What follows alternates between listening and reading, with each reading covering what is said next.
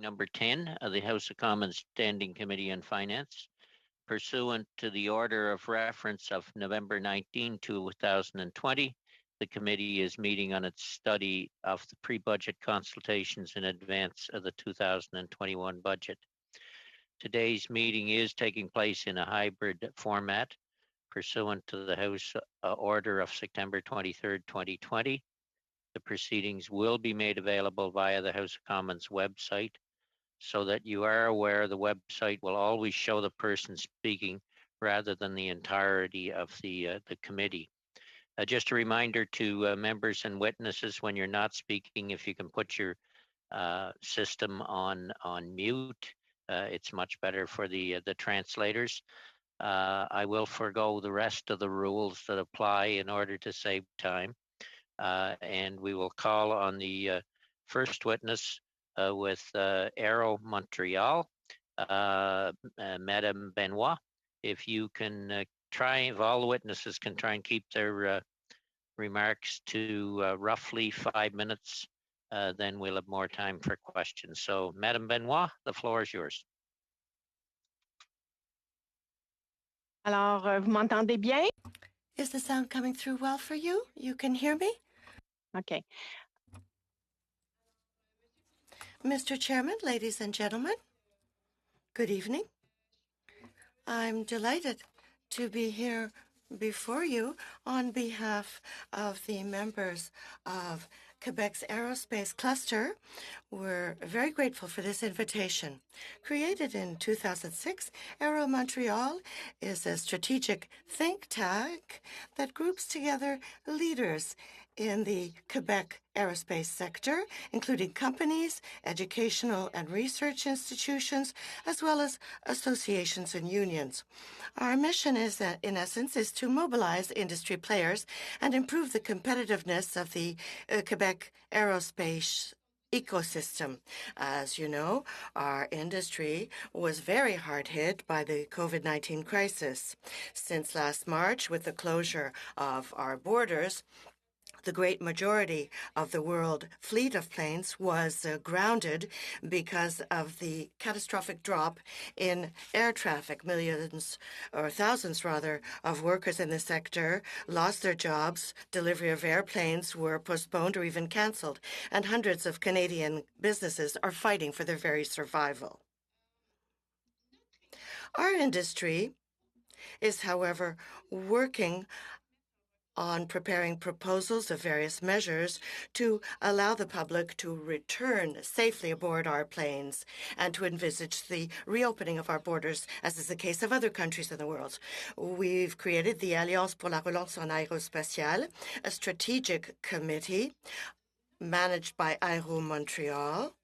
And I would say that over the last few months, it has allowed for the development of a concrete action plan that will be quickly actionable and adapted to the needs of the industry.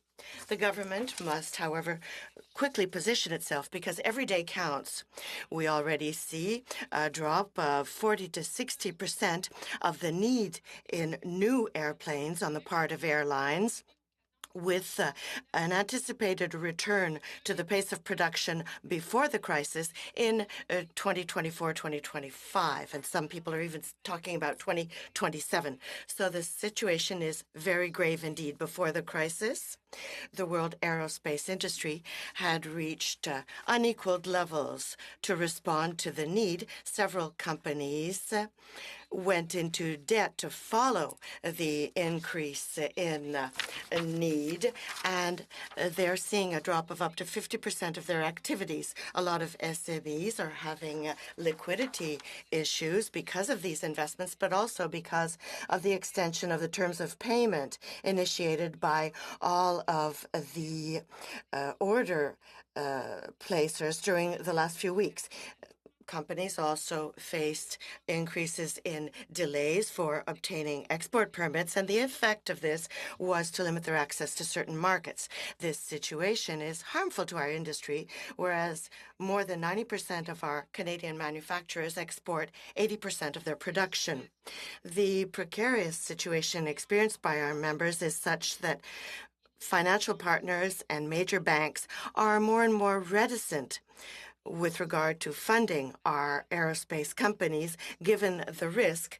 And this is why it is even more important to intervene. The government must absolutely be present where banks are absent. Our sector alone generates total revenues of $34 billion and contributes $28 billion to the country's GDP every year. It employs 235,000 Canadians coast to coast and represents hundreds of SMEs. More than $1 billion are invested in research and development every year by our sector, contributing to more than a quarter of manufacturing R&D in Canada. We see other countries throughout the world sustain their strategic sectors because they know that exporters of high-tech products will create jobs and wealth for their citizens. The handful of nations that have an aerospace industry also take into account the cost-benefit situation and have aggressive industrial policies to ensure growth, much more than Canada is doing. As you probably know, throughout the world, innovation is what matters. Our country has operational assets, technological assets, and qualified talent to position us in a green reboot. The industry is prepared to work on innovative solutions, electrical propulsion, hybrid systems for all sorts of airplanes, and overall eco-mobility, and all of our activities will need the government's help as a strategic partner to stay in the race with other countries.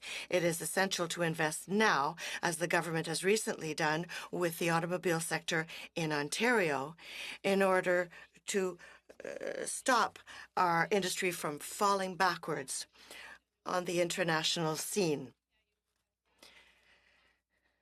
To not support our aerospace industry would not be synonymous with the preservation of our economy. On the contrary, it would mean taking us out of the race.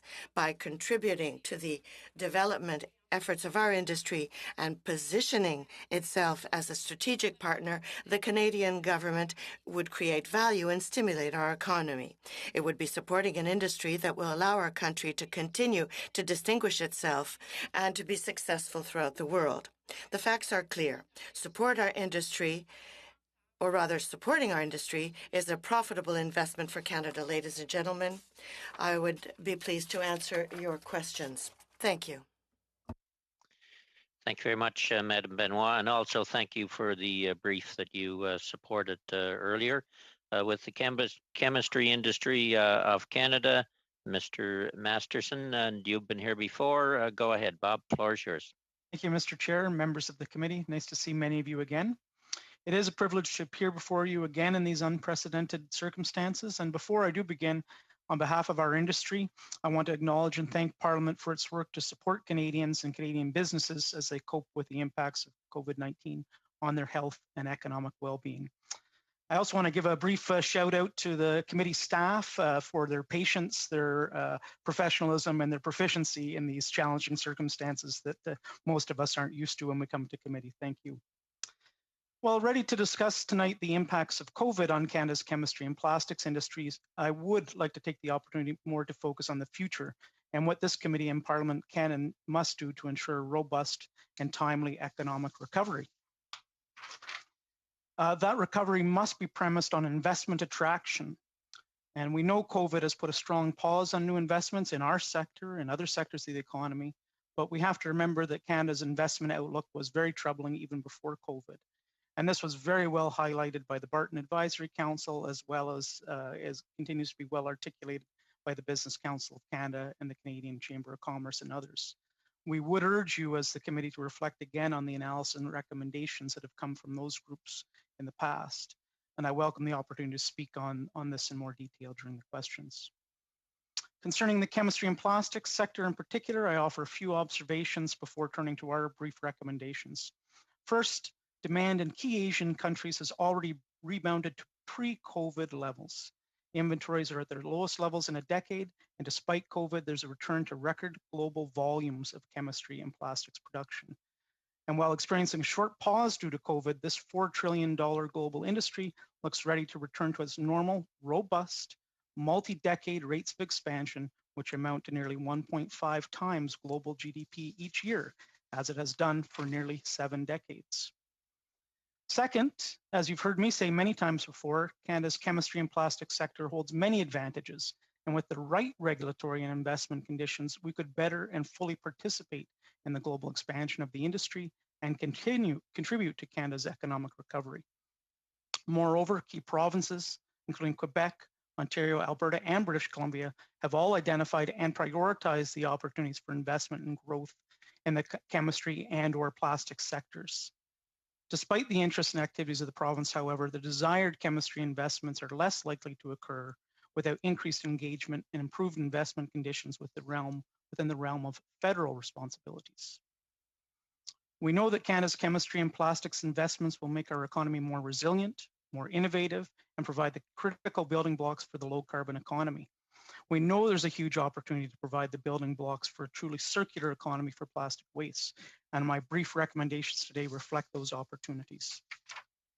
First, we recommend the committee consider extending the full 100% accelerated capital cost allowance that was introduced in the 2018 fall economic statement, and with no phase out to 2030, and specifically making it permanent. This will send a signal to companies that have deferred projects because of COVID, or to global investors that are contemplating new investments into response to the provincial interest that Canada is indeed open for business and respects the timelines, the lengthy timelines for major capital investments of projects of $10 billion and more. Second, we recommend the committee recommend establishing a plastic technology innovation fund with an initial allocation of $200 million. This will further research and development in circular economy technology applications across Canada. And a focused initiative like this at scale will send a signal that Canada intends to be a leader in the development of advanced recycling technologies. This timing of this initiative in 2021 could be the cornerstone of Canada's hosting of the World Circular Economy Forum. Finally, Mr. Chair, we recommend that as we emerge from COVID-19 pandemic, all parliamentarians commit to an overall review of the business taxation and regulation regime in Canada. Building back better, simply put, requires investment into Canada, and it's critical that our tax and regulatory codes be optimized to attract investment and innovation in the 21st century. I look forward to your questions on these and any other matters. Thank you, Mr. Chair. Thank you very much, Mr. Masterson, and also thank you for your brief. With the Environmental Defence Canada, Mr. Brooks, I believe, or Ms. Levin, I'm not sure who's up. Who's ever going, floor is yours. Thank you, Chair. Good evening, I'm Keith Brooks. I'm Programs Director with Environmental Defence Canada. I'm joined by my colleague, Julia Levin, who works on our climate team. And thank you very much for the opportunity to speak with you tonight. Our comments are going to focus on Canada's recovery from the COVID-19 pandemic, and we'll touch both on programs and spending that we think should not be part of that recovery, and also those that we think should be central to Canada's economic recovery. We see that the COVID-19 pandemic has put the livelihoods of millions of Canadians at risk, and the federal government is preparing historic levels of public finance in response, and we thank you for that. This stimulus spending will shape our economy for decades to come, which means that it's critical that the government uses this opportunity to build resilience to future crises and invest in a green and just recovery that maximizes job creation both today and tomorrow. Our response to this crisis must advance our efforts to tackle the other challenges that we faced before this crisis began and that we will still face after it's over, namely fighting climate change, ending plastic pollution, keeping our water clean, and removing toxic chemicals from the products that we use. And it must also build a more just and equitable society. So with that in mind, Canada's economic recovery should not further entrench our economic reliance on fossil fuels. I am aware, and Environmental Defence is aware, that the fossil fuel sector has been hit hard by the pandemic, and people's lives and livelihoods have been impacted. But we would recommend that the government focus on creating supports for those workers and for communities to help them transition into new jobs and new careers, rather than furthering an attempt to prop up the fossil fuel industry. Fossil fuels are a sunsetting industry. BP has recently said that peak oil has passed already. And putting more public dollars into fossil fuels is not going to change that. We think that we need to have an honest conversation about the coming energy transition, and we need to manage that transition and not try to hold back the tide. So our first recommendation really is that Canada must ensure that government spending, including relief, recovery, and stimulus measures, do not further entrench or introduce new subsidies for the oil and gas or petrochemical industry. This includes ensuring that support for hydrogen is directed to green, not blue hydrogen. In addition to these subsidies, I urge the government to examine the role of Export Development Canada in supporting Canadian fossil fuels abroad. Canada provides more public finance to oil and gas than any other G20 country on a per capita basis. In fact, Export Development Canada provides an average of nearly $14 billion in support to oil and gas companies each year. Guaranteeing loans to these companies, though, is a risky proposition that may end up putting taxpayer dollars on the line. Our second recommendation is that Export Development Canada's support for the fossil fuels industry should be ended, and we should ensure that their new climate change policy aligns with Export Development Canada's entire portfolio and with Canada's climate change commitments. So now to the spending and programs that we are in favor of and think must be central to Canada's economic recovery. And I want to begin by acknowledging that in the speech from the throne, the Prime Minister stated that climate change would be at the core of Canada's jobs plan, and that's great to hear. And I hope that all the members of this committee can appreciate that investments in climate action will create jobs and economic opportunities for Canadians. However, so far, only a fraction of the spending recommended by the Green Budget Coalition has been committed to, and the same goes for the Task Force for Resilient Recovery. The Green Budget Coalition is recommending a first-year investment of roughly $20 billion, plus an additional $21 billion over 4 to 5 years subsequently. And the Task Force for Resilient Recovery also recommended $55 billion over 5 years. We note in the fall economic statement, there was nearly $7 billion in new climate spending that was announced, but that's spread over 10 years. We also acknowledge that previous investments of $10 billion spread over 3 years through the Canada Investment Bank, but these investments are not on the scale needed to really move the needle and push us towards the energy transition and create jobs that we need. The European Union has committed nearly 550 billion euros to green projects over the next 7 years. Germany and France have allocated as much as 30% of their pandemic recovery stimulus towards emissions reductions initiatives. President-elect Joe Biden has promised a $2 trillion green recovery plan in the United States. A similar level of investment in Canada would be on the order of $270 billion. We are expecting to see more details outlined in Canada's forthcoming climate plan, as well as in the spring budget. But our third recommendation, to sum it up, is that Canada should invest in climate solutions that will create jobs and stimulate Canada's economy. Canada's recovery from COVID is an opportunity for this country to invest in the climate solutions that we need and advance the transition to a clean economy. My final recommendation is concerning an area that has received less attention, but it's what might be called a blue recovery, which is about investing in our fresh water. Canada has 20% of the world's supply of fresh water, and investing in water protection should also be part of our stimulus package.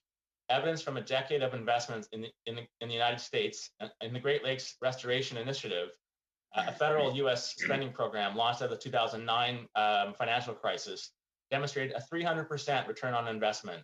The benefits of the projects invested in the states generated $3 of economic activity for every dollar invested, and they've supported over 5,000 jobs in Great Lakes states. Canada should follow suit of the United States and invest more in our fresh water to create jobs and economic opportunities for more Canadians. So the fourth and final recommendation is for Canada to invest $1.2 billion over 5 years to implement the recommendations of the Great Lakes St. Lawrence Action Plan of 2020 to 2030. I'll conclude there and invite any questions that you may have for myself or my colleague, Julia. Thank you. Thank you. Thank you, Mr. Brooks. Just to give a heads up to the question list in the first round for 6 minutes will be Mr. Falk, followed by Ms. Koutrakis. Last on this panel will be with the Federation of Woodlot Owners, Mr. Miville.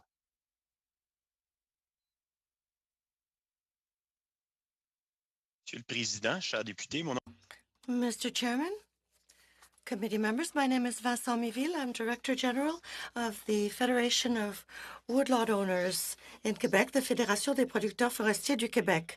We represent 134,000 woodlot owners. I also sit on the board of directors of the Canadian Federation that represents 450,000 owners throughout Canada. We've submitted 2 recommendations in the context of our pre-budget consultations under the umbrella of the Quebec Federation, but I wish to state that these recommendations are also supported by the Canadian Federation. The interpreter would like to state that the witness is speaking too quickly for quality interpretation. If someone could ask him to please slow down. Will you slow down somewhat? The translators are having difficulty keeping up with you. Go ahead. Yes, monsieur. Certainly. Every year, tens of thousands of Canadian woodlot owners do reforestation work. Private forests only represent 6% of Canadian forests, but they generate 1/10 of the volumes of wood harvested in the country. Woodlot owners can participate actively in the fight against climate change by managing their forests in order that they sequester more carbon. Better yet, thanks to silviculture, they can educate their tree stands in order to better respond to the needs of the sector. Finally, the harvest of wood for processing allows for the sequestration of carbon in finished goods. This generates activity in our rural communities. The Canadian government has committed to replanting $2 billion throughout the country. This is progress because it will allow more owners to develop their woodlots. However, it is essential that the funding allocated for this guarantees education and the protection of forest stands.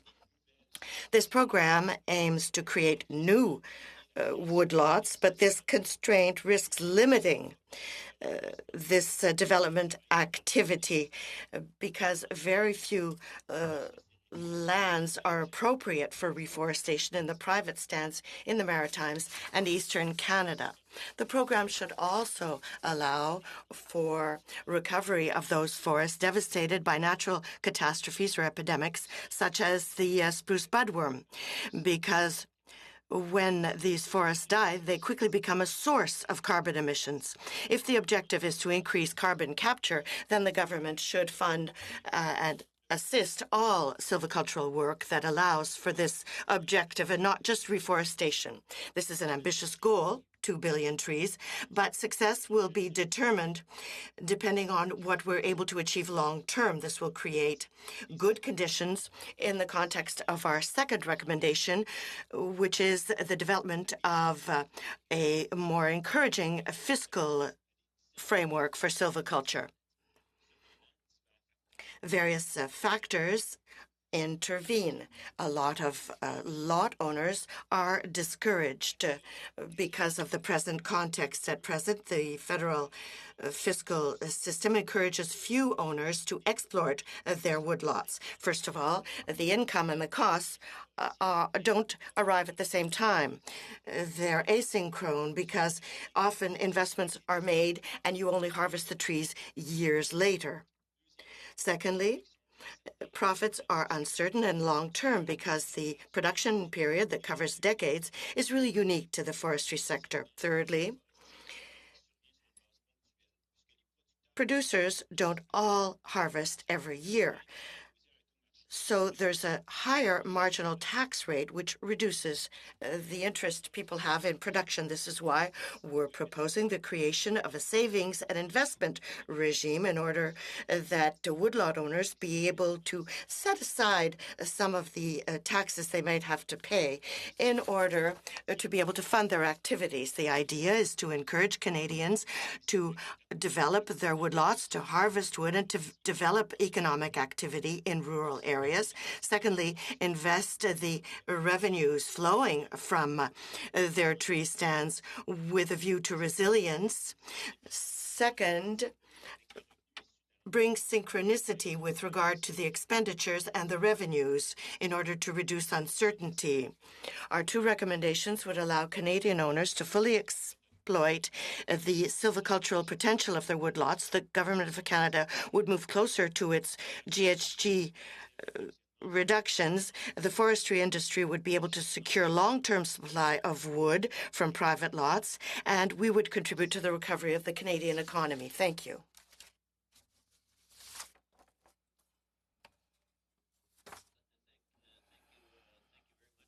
For your presentation. Before I turn to Mr. Falk, I do a question for myself for Mr. Brooks.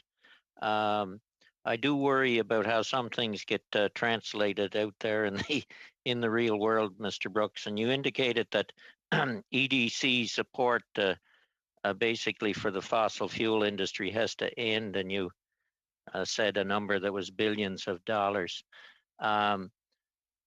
That, though, through EDC, just so we're clear, or maybe I'm not clear, you can correct me if I'm wrong, is really a guarantee on the monies to be paid by foreign countries or others for the products that is sold out of the fossil fuel industry. Is that correct?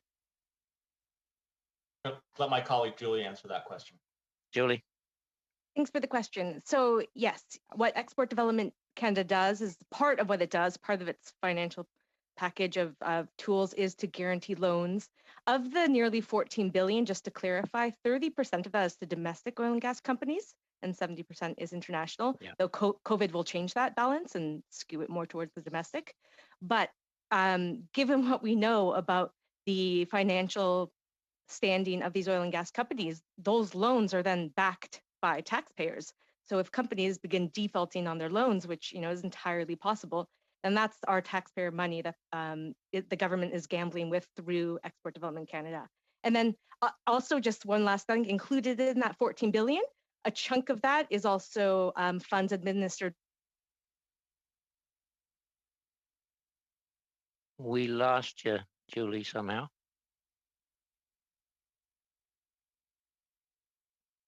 Well, we'll be happy to follow up in writing with the brief about the details of export. Yeah. Export development. Okay. I just don't want the impression to be left that it's subsidy to the fuel industry. EDC does the same for aerospace, for potatoes, for grain, for all many products sold out of the country. So it is basically a guarantee for the sale. I just don't want to be misinterpreted. Mr. Falk, floor is yours. 6 minutes.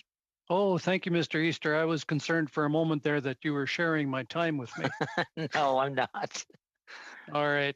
Well, thank you to all of our panelists for your presentations. They were interesting and informative.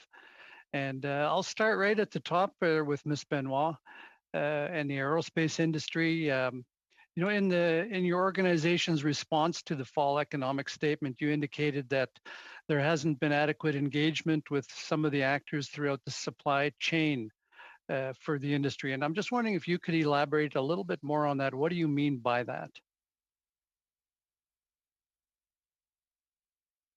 Mais en fait, Yes. Forgive me, might you repeat your question, please? When you say that there isn't enough communication with the supply chain, I don't remember having stated that. Perhaps it was with the interpretation, I'm not sure. Well, that wasn't part of your presentation, but in your organization's response to the fall economic statement from the Liberal government, your response was that there wasn't enough engagement with actors within the supply chain. mais en fait, ce qu'on voulait dire, In fact, what we wanted to say was that it was the stakeholders in the supply chain in the aerospace industry. Well, there's an awful lot of communication within that chain, that supply chain. Businesses. Forgive me, we're having trouble with the electricity here. The lights are automatically shut off at this hour. I'm at the office, so forgive me. So the issue isn't with regard to the chain itself. It's with regard to the players within the federal government apparatus. What we sense is that at present there is no aerospace strategy within the federal government allowing us to defend and promote the positioning of the industry vis-a-vis the Canadian government. In the past, the aerospace industry had programs dedicated to its sector, as is the case of other countries in the world that have specific programs targeting this sector. And for the last 3 or 4 years, I would say, all of these programs have been merged within the Strategic Innovation Fund, grouping together all industries. And our point is this: we are having difficulty making the government understand that if it wants to retain the aerospace industry as a champion, a national champion, then it must do what other countries are doing throughout the world. In other words, become a strategic partner and putting in place the tools that will assist in supporting this sector. That answers the question, and that provides the clarification I was looking for. Merci. Thank you for that. And Mr. Masterson, I'd like to ask you a few questions as well. I heard in your presentation now to committee that your industry or your organization is supporting an accelerated capital cost of allowance of 100%. You've also, in your brief, suggested that the investment tax credit should be bumped up to 20% from 15%. Can you explain how those two would work in tandem with each other? Or would they be parallel, or what are your thoughts there? Well, I think they'd be two separate initiatives. Again, if I could just share a bit in terms of our investment picture, and I'm preparing for this meeting, I did look at StatScan. If you cast your mind back to 2007, we had 125 billion in FDI, and we had 68 billion Canadian dollars invested abroad. You look at today, 2019, before COVID, that situation's completely reversed. We received just 103 billion dollars were invested abroad, and only 60-some billion were invested back into Canada. We've switched the picture, and that doesn't have to be that way. We look at OECD, our investment growth in Canada is 2.5 times lower than the OECD average. It's 3 times lower than the United States. The same period where our investment growth was cut in half, the United States was doubled. That's a 4 times factor. And so do you think the investment tax credit would actually help and alleviate that problem? Both of these will, and these are both measures that we see south of the border. And those are things that the Parliament can look at as it does a fundamental tax review, is look at why is Ireland and Switzerland performing so much better? Why is the United States performing so much better? More specifically, why is Canada performing so poorly? And look at those different instruments and see which ones will make the most sense. But definitely the ACCA, it was put in as a temporary measure. COVID has definitely put a pause on that. So if you get companies that want to invest, remember it starts to phase out in 2023, right around the corner. And if you're already looking at a cycle of a 7-year investment, you're going to struggle with that. So we have to address that, recognizing COVID now. A quick last question, Ted. Okay, good. Thanks, Mr. Easter. What would your association's response to a single-use plastic ban be? Well, what we have said to Minister Wilkinson and the government is they have a multi-pronged approach to addressing the problem of plastic waste. We agree it's a serious problem. We agree industry has to lead, industry has to pay. We support the extended producer responsibility, take it off the backs of municipal taxpayers, let industry pay for it. We also understand, especially from our value chain, our customers, they want more recycled product content in their products. Our industry is going to have to deliver that.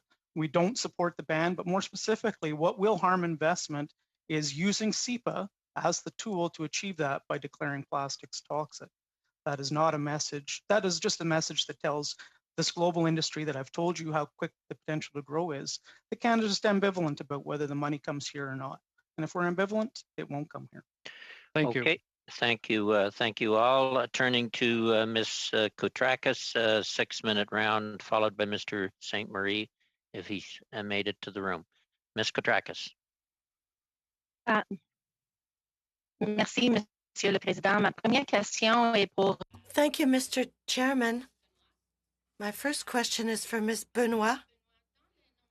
Ms. Benoit, in the fall economic statement, the federal government announced more than $2 billion of support for air transport and the air transportation sector, $206 million for air transport in the regions, $186 million for regional airports, $500 million of investment in large airports, and $229 million in rent reductions for airport authorities. What proportion of these funds will directly support your members, and how will these funds indirectly benefit the entire aerospace industry of Quebec? Thank you for your question. You know, our industry, the aerospace manufacturing industry in Quebec, is a very important one. In Quebec, we have more than 43,400 individuals who work in the sector. Since the beginning of the crisis, we've lost about 4,400 jobs. To date, we represent about $10 billion in revenue.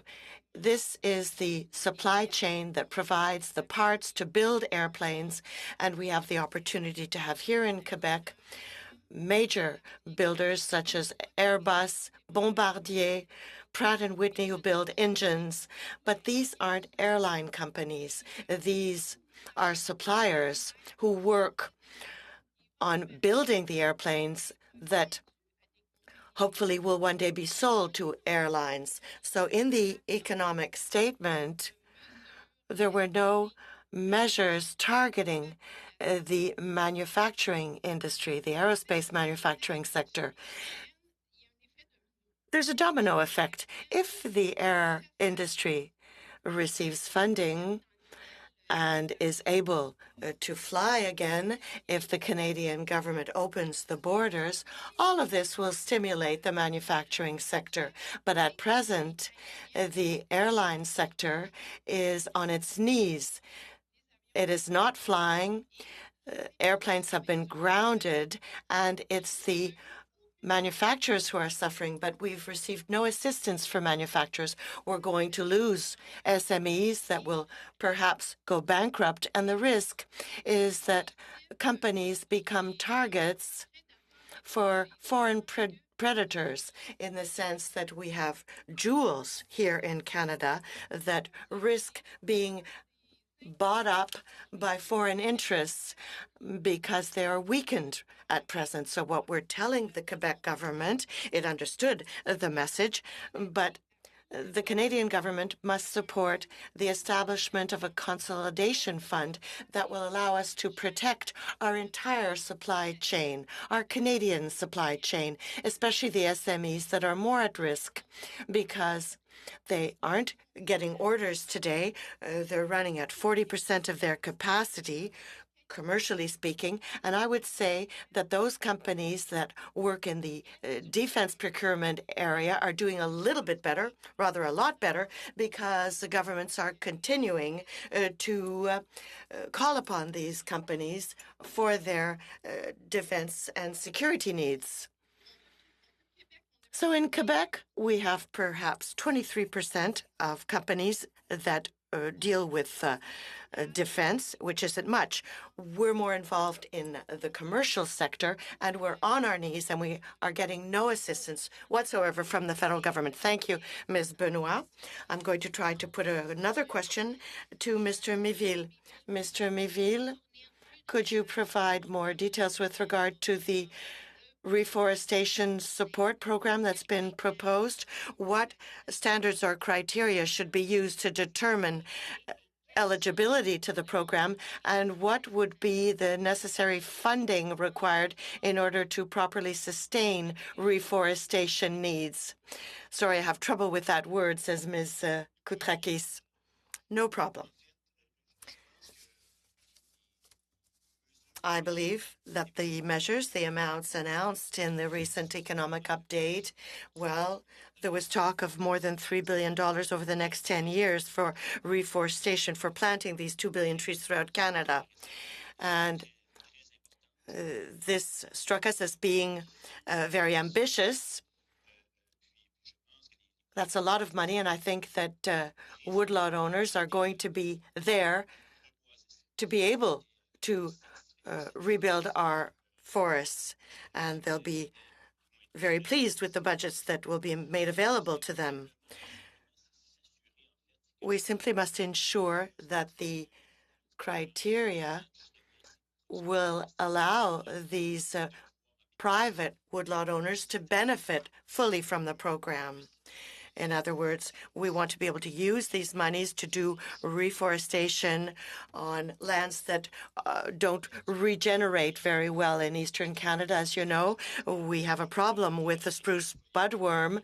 It is the worst defoliation that we've seen. It has reached epidemic levels.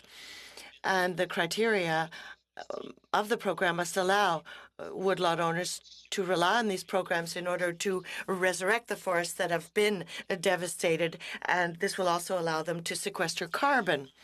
Secondly, I believe that with regard to more specific measures on the ground, how should I say this? The most effective way to deliver the program with regard to private woodlots in Canada would be to establish partnerships with provincial governments to target the existing channels.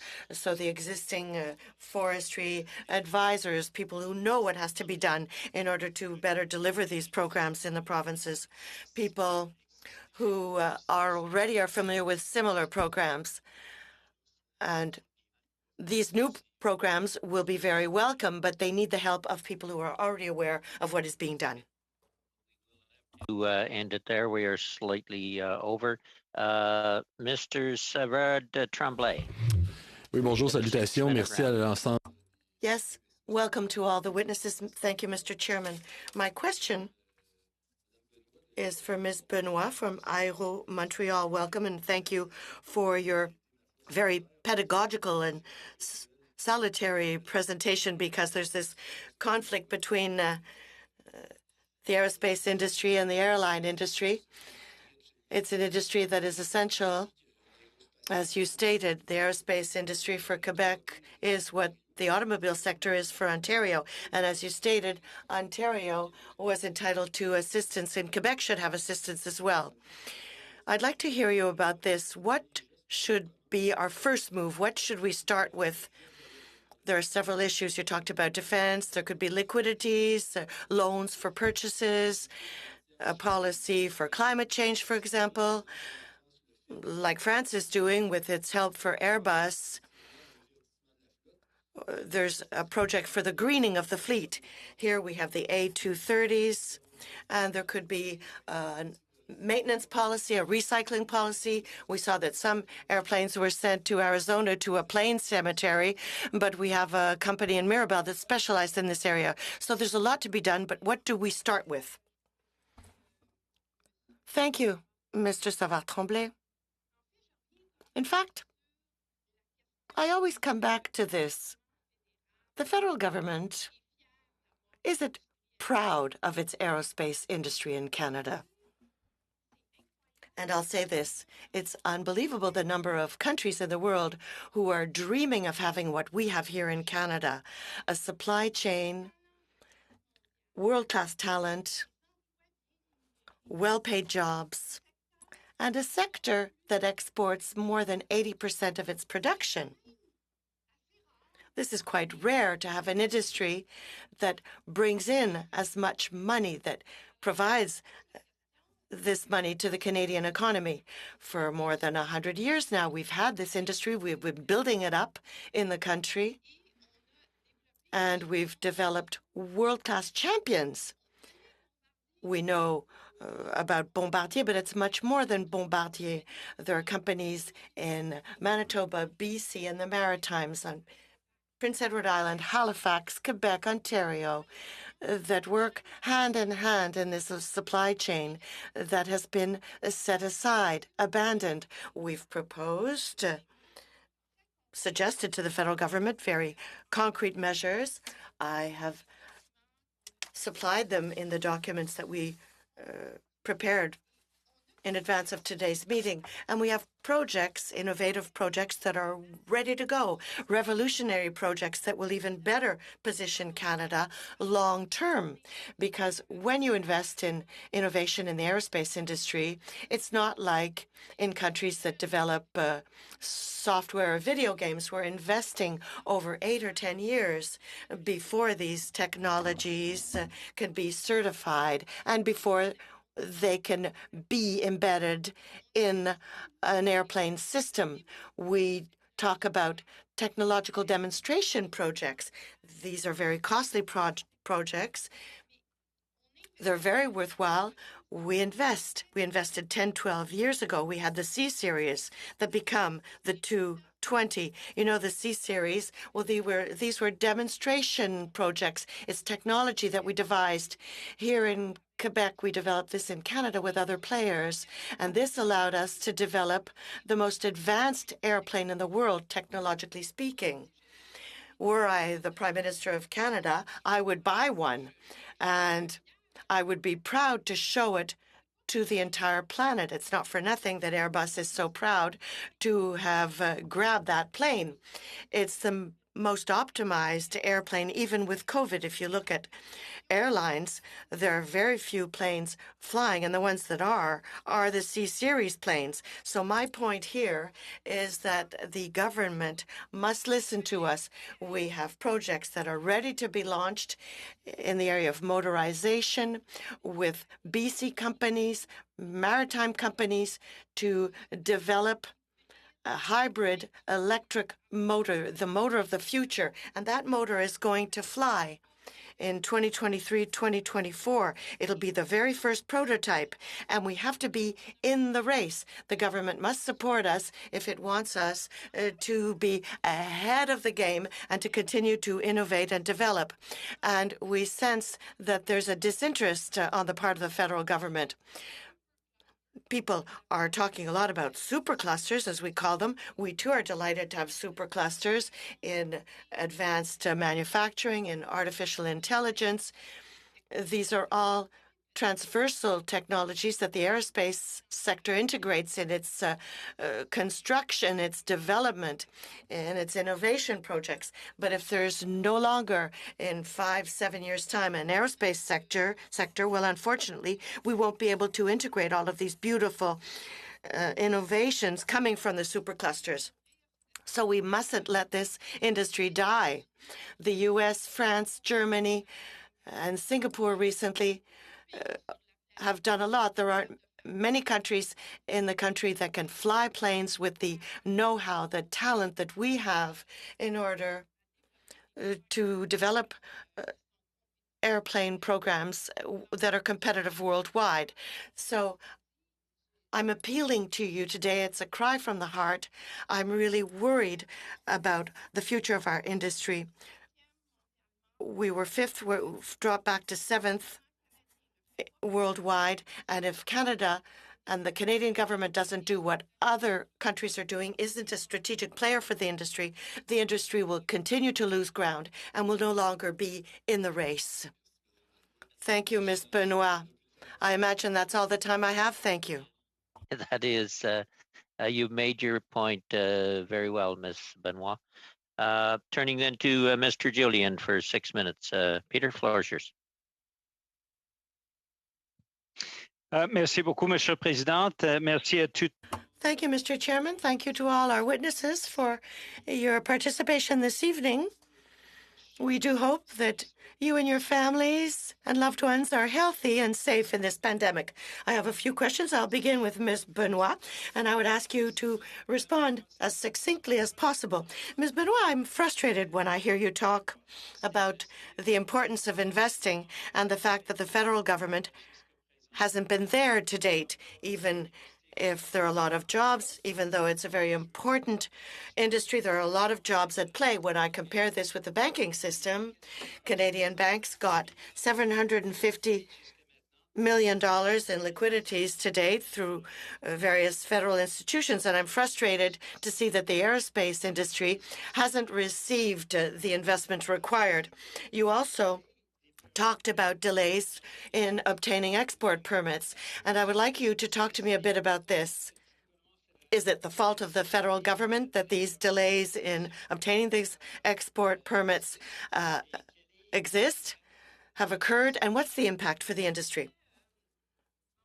Well, in fact, since the outbreak of the crisis, the problem has become graver. Sometimes it takes 4, 5, 6 months to obtain a permit. Already, it's not easy given the situation. As I was saying earlier, we export 80% of our production. So we're working at 80% of our capability. We're continuing to export throughout the world, but unfortunately, at Foreign Affairs, things aren't moving forward quickly enough. We've made presentations to the government. We were told that the country is putting in place mechanisms to accelerate the process, but things aren't moving quickly enough, and we're missing out on opportunities. So we have also consulted the Canadian Aerospace Association, and they too underscored this very same problem, and it's pan-Canadian. So we would like to see a more agile government so as to be able to provide these permits and facilitate the work of Canadian businesses wishing to export. Thank you. Thank you very much. I'm going to change languages now. And thank you to Mr. Brooks, Ms. Levin, for your presence here tonight. You have been talking about the importance of making that shift to clean energy. We know that the American market is exploding in clean energy production. We will be hearing tomorrow from the Parliamentary Budgetary Officer about revised increased costs for the Trans Mountain Pipeline that the government seems intent on building with taxpayers' money. Is your suggestion really that we, instead of blowing $18–20 billion on Trans Mountain Pipeline, that we really put in place similar investments that will create far more jobs in clean energy? And my second question to you is, what is the cost of climate change? What is the cost of not acting? Certain observers have indicated it's already $5 billion charge to the Canadian economy.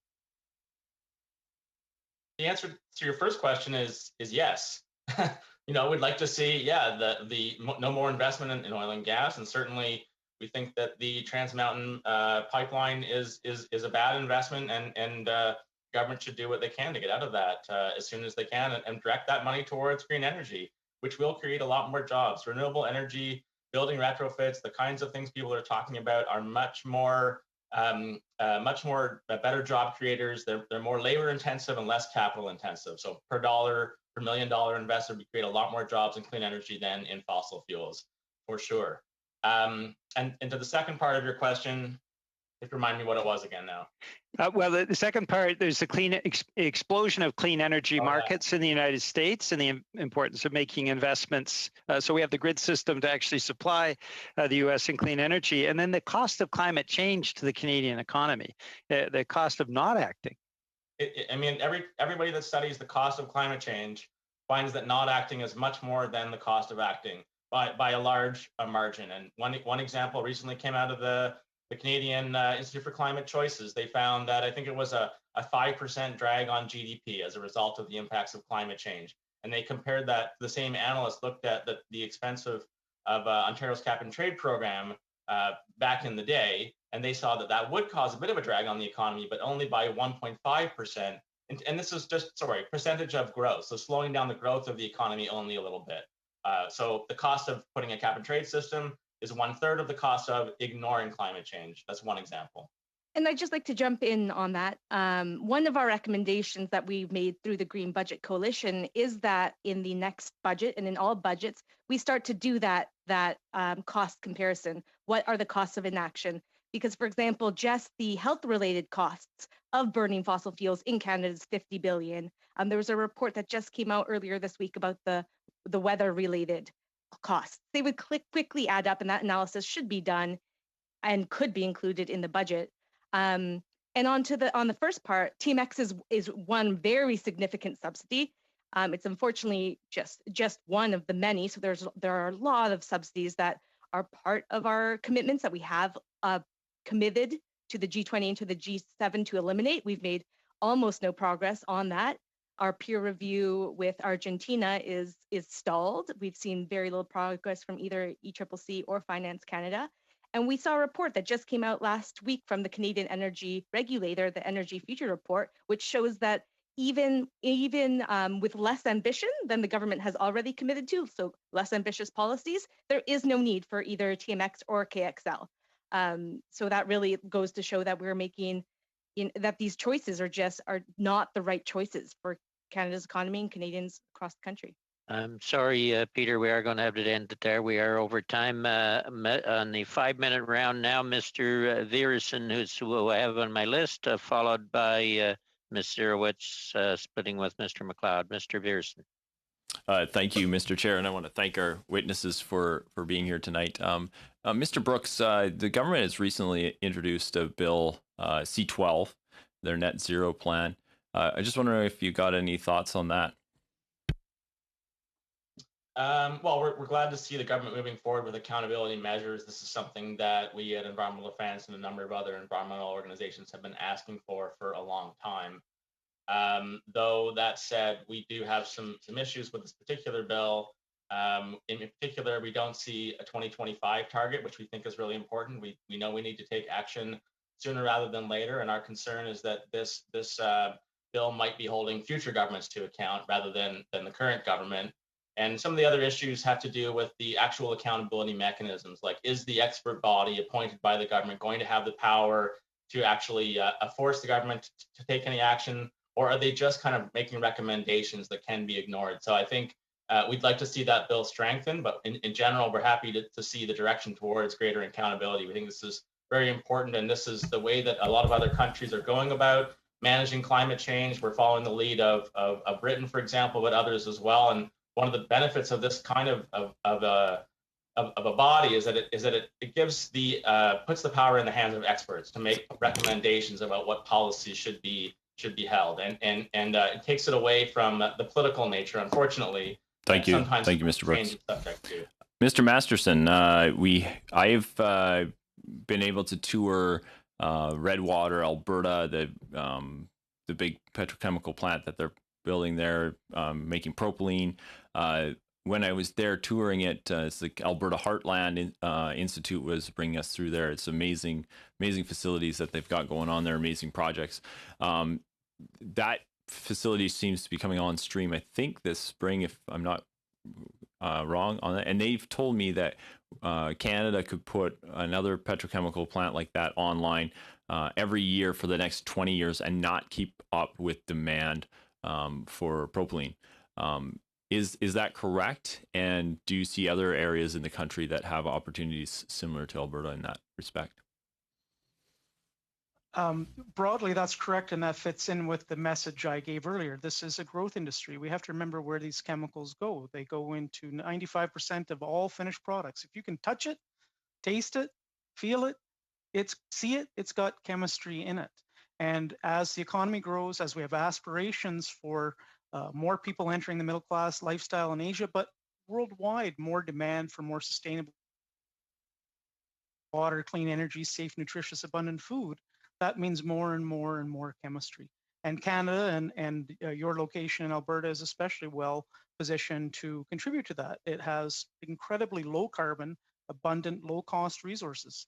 We can make our chemistries with a fraction of the greenhouse gas of other locations. The plant you reference in Redwater, the Interpipeline plant, will be the lowest or amongst the lowest polypropylene emitters of greenhouse gases anywhere on the planet. And so there are enormous opportunities to do the job right. We can do it in Canada. And for every one of those plants we don't build here, the marginal ton of supply of these chemicals is going to come from coal to chemicals pathways in Asia. So if we care about global climate, and we all do and we all should, we have to look carefully at where these chemistries are going to come from. And Canada, like Ms. Benoit, we're an $80 billion a year industry, and 80% of everything we produce is exported. So we have a great contribution to make to lower carbon chemistries all around the world. Mm-hmm. Are there any other areas in the country that have similar opportunities as Alberta does in this regard? Well, in the chemistry industry, you're either locate your facilities close to the resource. In that case, that's Alberta, or close to the market. And we have a very, well, I would say less of a vibrant culture, but a historical culture in Southwest Ontario that is seeing some reinvestment. It could certainly do more, very close to key US markets. And we have a quite vibrant industry in Quebec as well, in Montreal, in the Trois-Rivières area as well. So which yes, lots of countries would be our big competitors in this regard? Well, the industry, if you look at the petrochemical sector, Canada is probably just in the top 10, but you have to go by scale. Or we're certainly not China, we're not United States, we're not the Middle East. So you're into how do we outperform countries like Singapore? How do we outperform countries like the Netherlands, Belgium, and those countries? And with our population and resource, we should be able to. Any country in the world that had access to Canada's natural gas resources, natural gas liquids to make chemistries, any other country than Canada would be the world leader in chemistries. There's no question about it. We will have to end it there. And Ms. Zurowitz and Mr. McLeod, you let us split about 4.5 minutes. Ms. Zurowitz. Thank you so much, Mr. Chair. And I want to start off by thanking all 4 presenters for their excellent presentations. Unfortunately, in 2.5 minutes or 2 minutes and 25 seconds, I can only ask 2 questions. I'm going to direct them to environmental defense. I agree with all 4 of the recommendations that you've made today. I want to ask you more specific questions about 2 of them. The first one is about the fossil fuels and the elimination of the fossil fuel subsidies. My riding of Davenport, a #1 ask for them. It is every day that they ask about this. When I talk about this to our government, they say 2 things. One is that over 60% of the energy in the north is fueled by diesel. And 2, they also say a lot of the indirect subsidies for fossil fuels is to fund new technologies to actually reduce carbon emissions as oil is being produced. How do you respond to that? Just because I am trying to eliminate it, but this is what I'm being told. And that's a response, the first response that the dependence of remote Indigenous communities. And certainly that is not the first subsidy that needs to go. But the reality is that the vast majority of federal level subsidies are production. They're not for consumption. It's all often used as a smokescreen. And that's why we need a roadmap to hitting that commitment, because we have to start with the billions that are going to the production side. And to the second question, sorry, can you just quickly remind me what the second part is? The second part is just that the indirect subsidies that are going to actually fuel new technologies that's actually trying to decarbonize oil production. Right. So one example of that is the $750 million that was just given the methane emission reduction fund. We are seeing more and more subsidies, especially during COVID, trying to achieve environmental outcomes. So the question then becomes, could these be achieved in other means? Eliminating methane leaks is actually incredibly cheap. It's one of the cheapest ways that companies can reduce their emissions.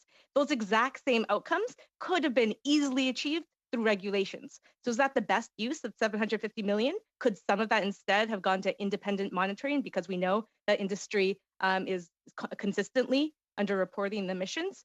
So those are the kinds of questions that we should be asking. And when we form that roadmap, we should really be planning out what subsidies have to go first. And those are the ones that go towards expansion and continued production. And then talk about the other, when we get there, talk about the other subsidies, because every time we give billions to the oil and gas sector, that is money that we can't direct towards other outcomes, and certainly towards just transition outcomes. Thank you so much. We will have to go to Mr. McLeod. Thank you. Thank you, Mr. Chair. Thank you to the witnesses. My question is to Environmental Defence Canada, Keith Brooks and Julia. Some very good recommendations. I'm from the Northwest Territories. I represent Northwest Territories. Historically, we would have been in the dead of winter. Right now, the Mackenzie River is still flowing, pretty much free of ice. And last night it rained, which is totally not what we're used to up here, and it causes all kinds of problems. One of your recommendations, the third recommendation, deals with investing in climate solutions that will create jobs and stimulate Canada's economy.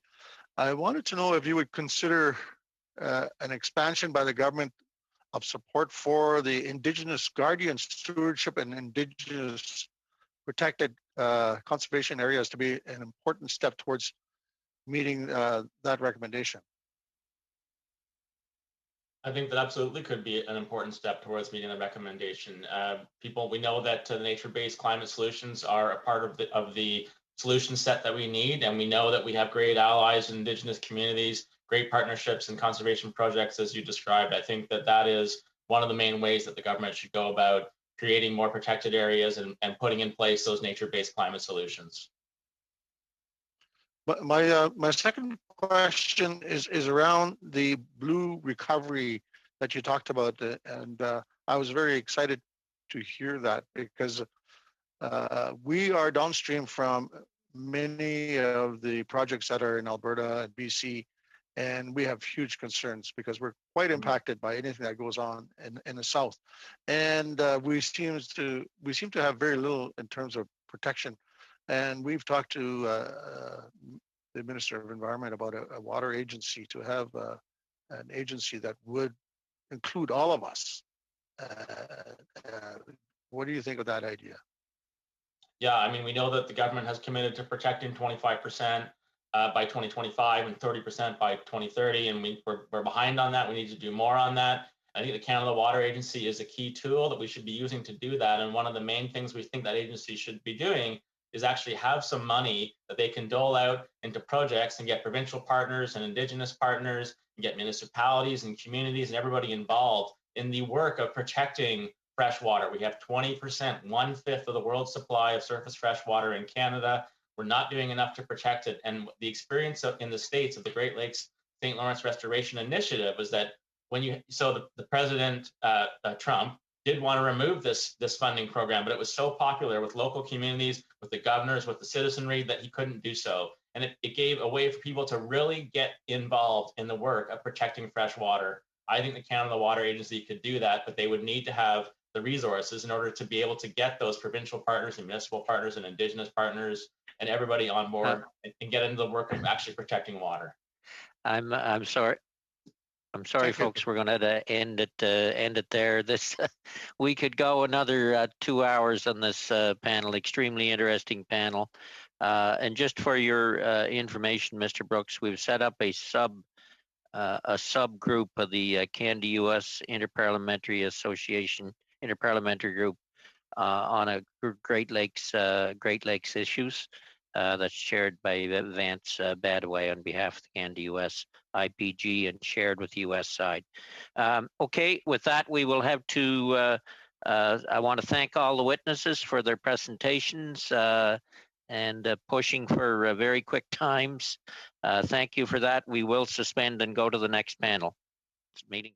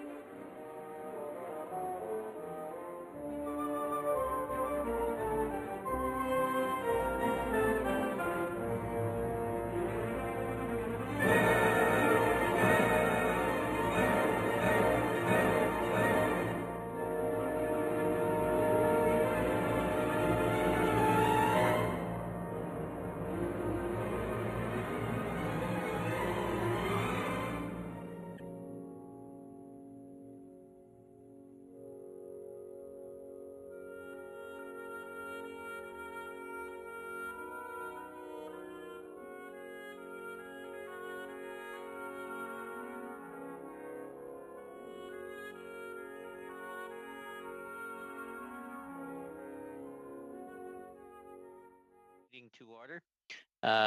Welcome to meeting number 10, panel 2 of the House of Commons Standing Committee on Finance. We are operating under a order of reference of November 19th, where we, as you know, we are doing pre-budget consultations in advance of the 2021 budget. Today's meeting is taking place by a hybrid format, and the proceedings will be made available via the House of Commons website. So keep in mind, if you could, when you're not on, if you could mute your microphone, it makes it less disruptive for the committee as a whole.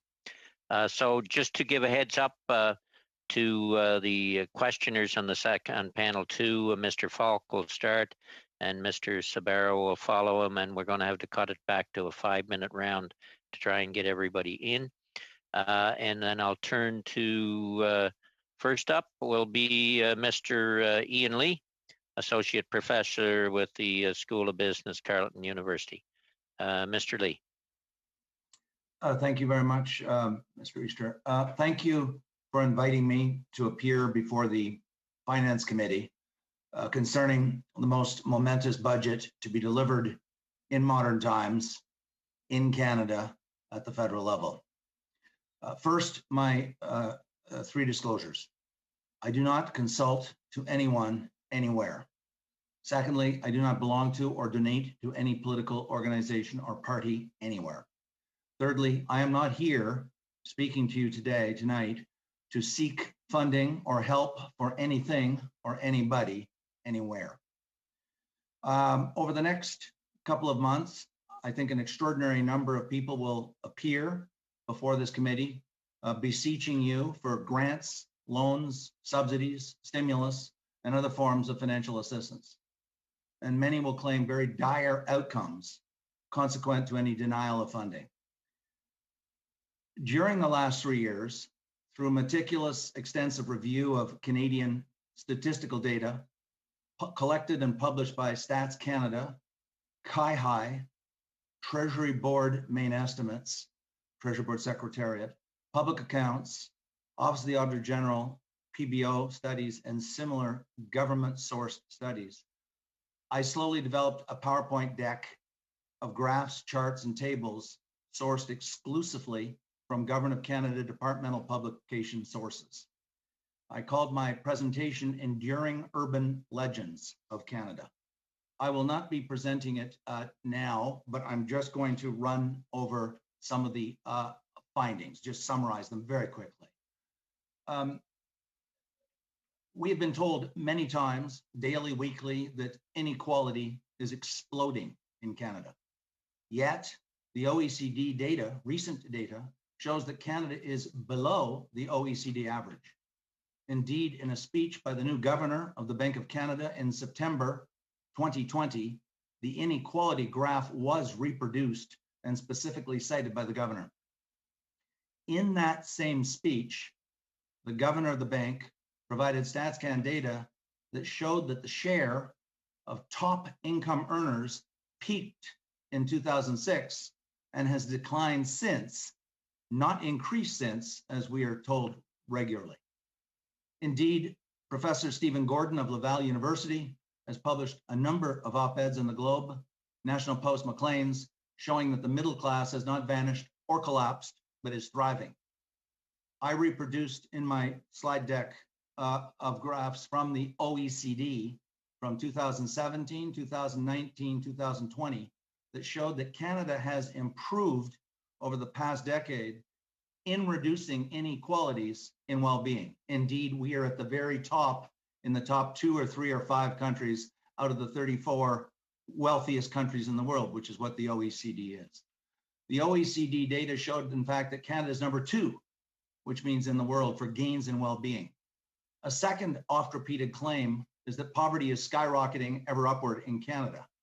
In fact, Stats Canada shows that poverty has declined from 25% in the 1960s, when I was a child growing up on a farm in Eastern Ontario, to 15% below the poverty line in the mid-1990s, to under 10% today.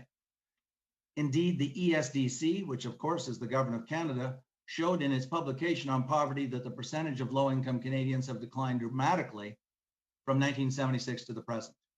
Moreover, contrary to repeated claims of increasing levels of elder poverty has collapsed since the mid-1960s with the introduction of OAS, CPP, GIS, and public health care by the Lester Pearson government. Today, elder poverty is in the lower third of the OECD countries.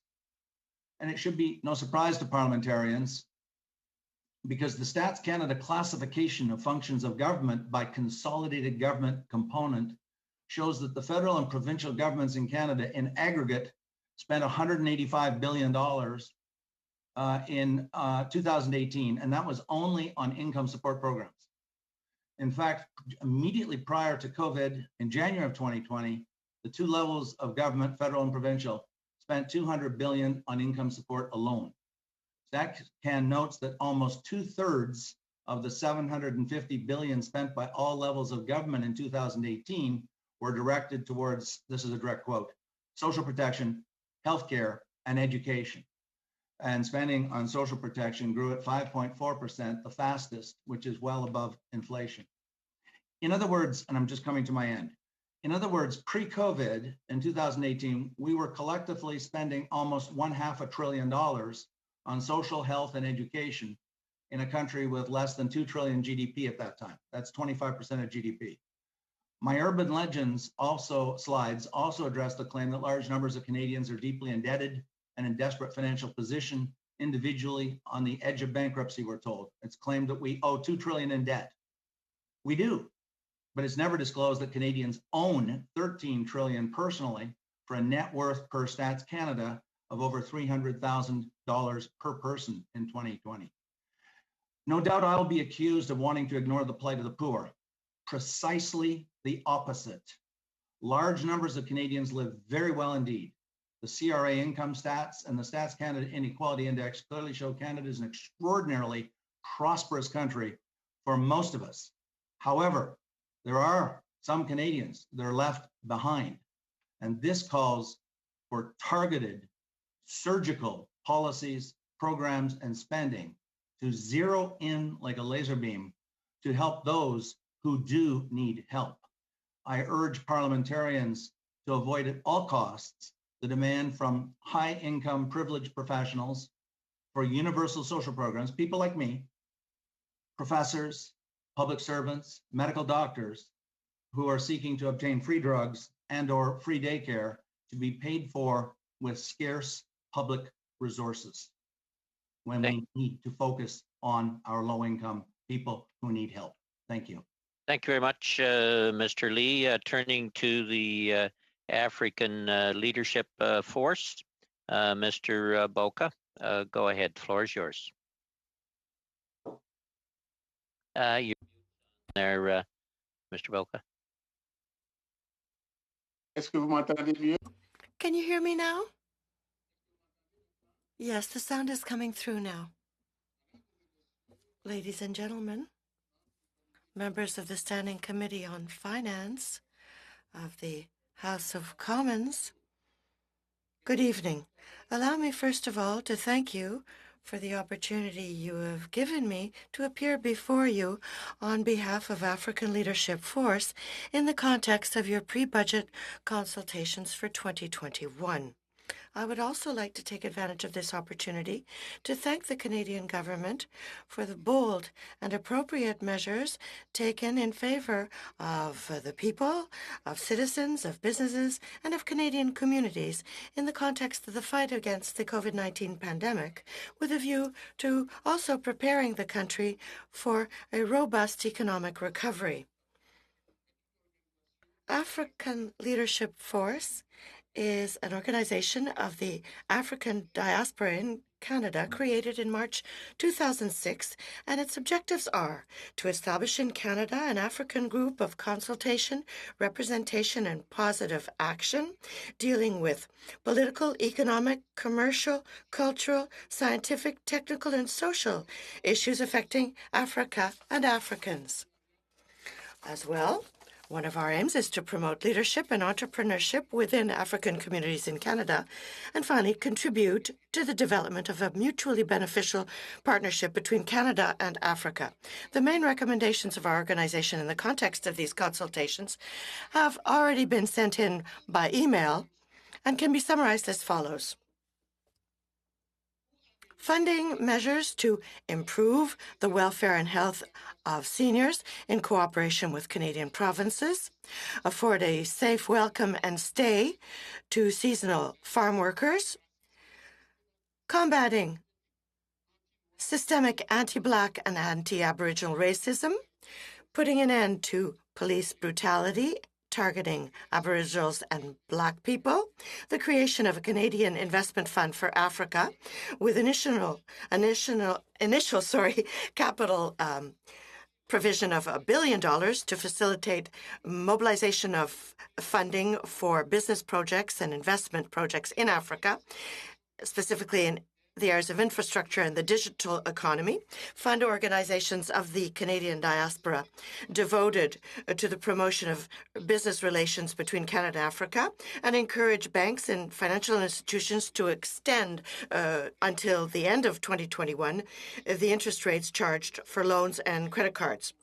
In this context, we are delighted with the new federal programs aimed at combating discrimination, especially the Black Community Entrepreneurship Program, implemented by Minister Mary Ng, Minister of Small Business, Export Promotion and International Trade, a program that was outlined to us last Friday, December 4th, during a virtual conference hosted by MP Emmanuel Dubourg, accompanied by Ms. Rachel Bendayan, Parliamentary Secretary to Minister Mary Ng.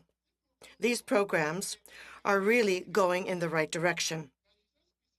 With regard more specifically to Africa, the Canadian government has clearly expressed its commitment to further reinforce the trade and economic ties with the continent. In this new dynamic, the government expressed its wish to see the members of the African diaspora become more engaged in building this new Canada-Africa partnership. In fact, given the new constraints flowing from COVID-19, we will have to redefine the paradigm of Canada-African cooperation so as to better respond to the aspirations of both parties. On the Canadian side, needs for diversification of markets and a reduction of investment risk. On the African side, needs for new forms of funding for projects, diversification of economic activities, and a greater involvement of the diasporas in the economic game.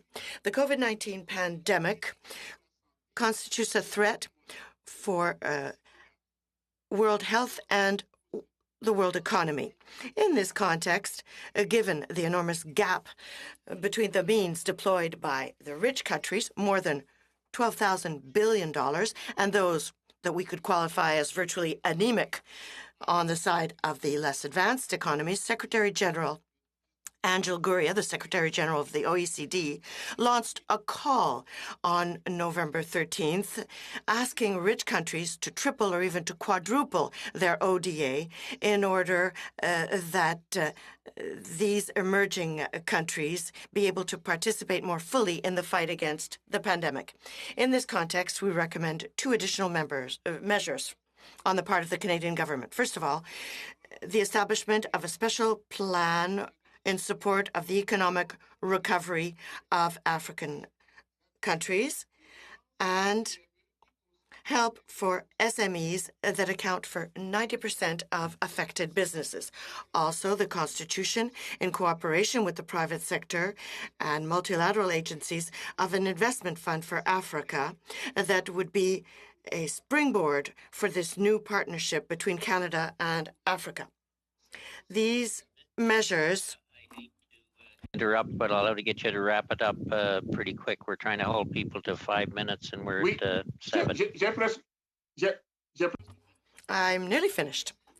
These measures certainly fit with principles of generosity.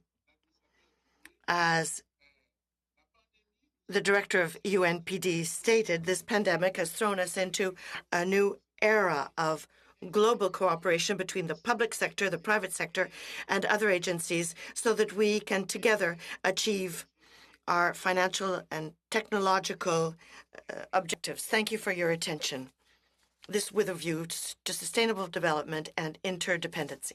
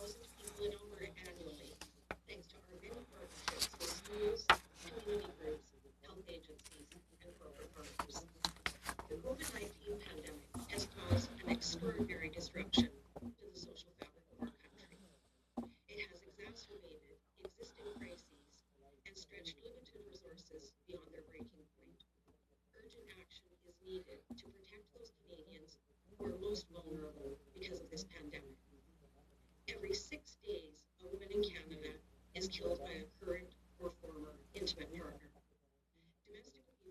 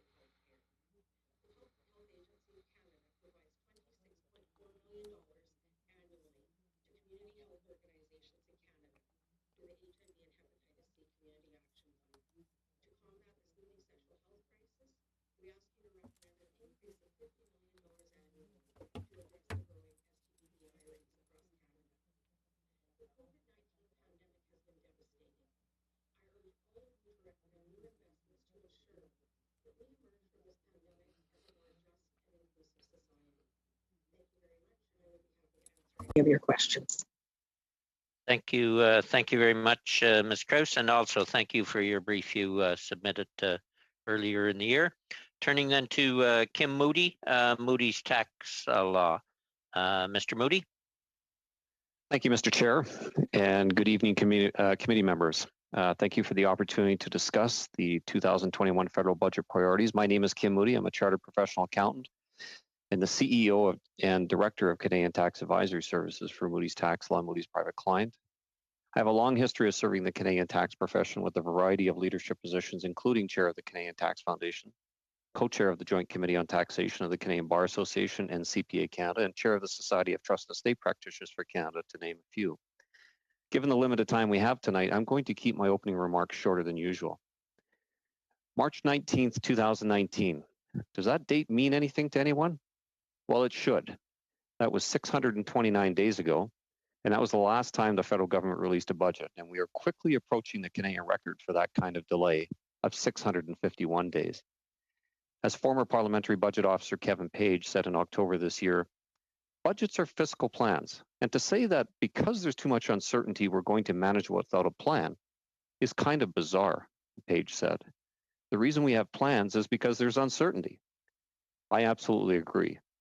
And in this day and age of uncertainty, a fiscal budget and plan is needed, and the recent November 30th, 2020 Fall Economic Statement is not that plan. As esteemed economist Dr. Jack Mintz, who recently appeared before your committee, stated in the National Post on December 3rd, 2020, I was hoping our new Minister of Finance, once a fine journalist, might produce a fall fiscal statement written clearly and to the point. Instead, we are treated to 237 pages of repetitive backslapping and cliche-laden phrases that few will bother to read. I agree. As Kevin Page stated in a CBC News article on December the 6th, yesterday, after the release of the Fall Economic Statement, he said, "We don't really have a good view, almost no view, of the government spending today. We have estimates of what the government thinks it will spend for 2020-21, said Page. But those are not the actual monies that are going out the door. Accordingly, it is critical for our country's fiscal future to develop a well-thought-out budget and to do it quickly and thoughtfully. Pre-budget consultations are famous for organizations and individuals who provide their views on how the government of Canada should spend and or raise their money, and there's no shortage of funding requests. And today is no different. With the above in mind, I believe there are two key broad objectives that the government should set their focus on. Number one, targeted short-term spending to continue to assist business owners, job creators, so they can continue to employ Canadians. Jobs, jobs, jobs should be of primary importance in the short term. And number two, engage in comprehensive tax review and reform. With respect to the jobs priority, it's important to remember that government does not create jobs or wealth. That distinction is left mainly to the private sector. However, government can certainly provide a fertile garden to encourage job growth. And how can it do that in the short term? The continuation of the wage subsidy and rental subsidy will certainly help. But non-budgetary matters, we approved resource projects and accelerating permitting time for construction projects would greatly assist the acceleration of employment. Point of order, Mr. Chair. I'm sorry, member, his microphone is on, and I'm just wondering if we could mute him. I'm sorry to interrupt. Not a problem, and we'll not take time from you, Kim. If anybody's listening there, shut off your mic. I can't tell which one is on. Go ahead, Mr. Moody. Sure. I said the continuation of the wage subsidy and rental subsidy will certainly help, but non-budgetary matters such as quickly approving resource projects and accelerating permitting time for construction projects would greatly assist the acceleration of employment. And from the perspective of my home province of Alberta, it's my belief that C-48 and C-69 should be repealed, which would go a long way to restoring foreign investor confidence back in our oil and gas sector. And finally, as many presenters have told you in the past, this country needs comprehensive tax review and reform. Yes, I know. Many of you are tired of hearing this. Your committee has recommended this very thing, and so has the Senate. So perhaps there is something to all the smart people that have appeared before you. Perhaps certain academics, bureaucrats, and parliamentarians who think that comprehensive tax review is not necessary or that Canadians are not ready for such a review are simply wrong. Just maybe. In my view, Canadians are ready for real and refreshing change for the better, ready for positive change to assist our taxing statutes to get ready for the next generation. Forget the cries for patchwork quilt fixes. In addition, ignore the calls by some who want significant change, such as the addition of a wealth tax, without comprehensive review and reform. Any big changes should only be made after a well-represented panel of tax experts, economists, academics, public policy experts, and other stakeholders who conduct a thorough and well-represented review of our current system and recommend a new system for our future, a bigger and better future. And thank you. I'd be happy to answer any questions.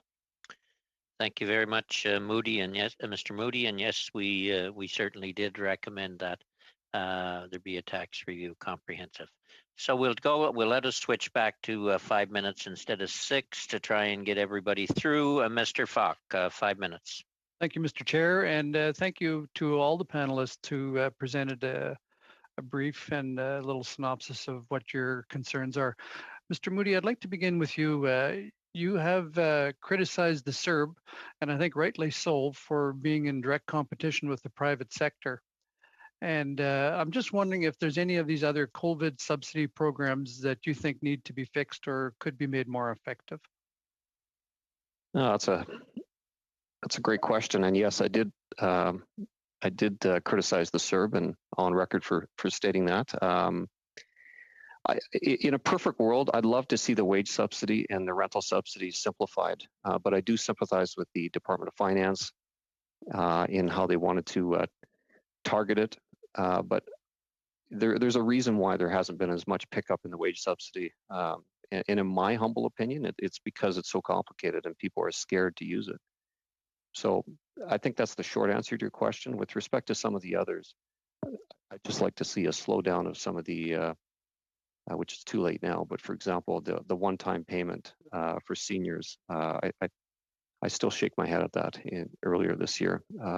Some of the excessive spending just seems to be not as targeted as it could have been. So hopefully that answers your question. Thank you. Yeah, and you mentioned a couple times about tax reform. We know there's a big now gap that's been created with all the stimulus money, and that's at some point going to have to be addressed. What measures in a tax reform do you think could address that in an equitable way?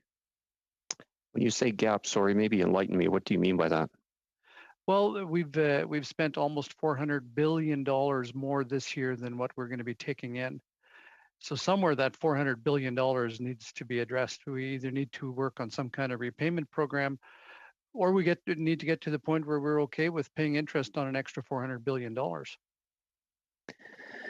That's a good point, and thank you for clarifying that. I think actually all measures should be on the table to look at. I mean, including revenue raises and targeted revenue raises, but not without a complete review of how we currently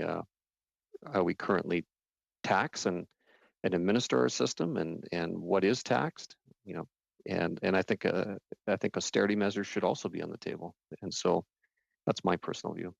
Okay, thank you, Mr. Moody. Mr. Lee, I'd like to direct a few questions your way. You talked about the decrease in the amount of people living at the poverty level or below in our country over the last 40 years.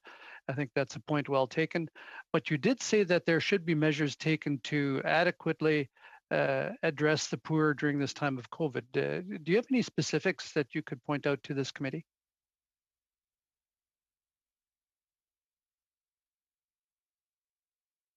Ian, there you go. Sorry, my apologies. Thank you. As you know, there's a lot of discussion right now, and that's why I focused on the universal question, because there's discussions about universal pharmacare. There were discussions up until a week ago about universal guaranteed annual income, and I think that this is an enormous mistake going down that road, because there's first of all, most of us don't need that kind of assistance. And so I put this out as a philosophical and a statement to guide policy making. So we should be focusing on those people who need help, and it is not 100% of the population. You know, the Economist magazine said we're in the 90-10 economy.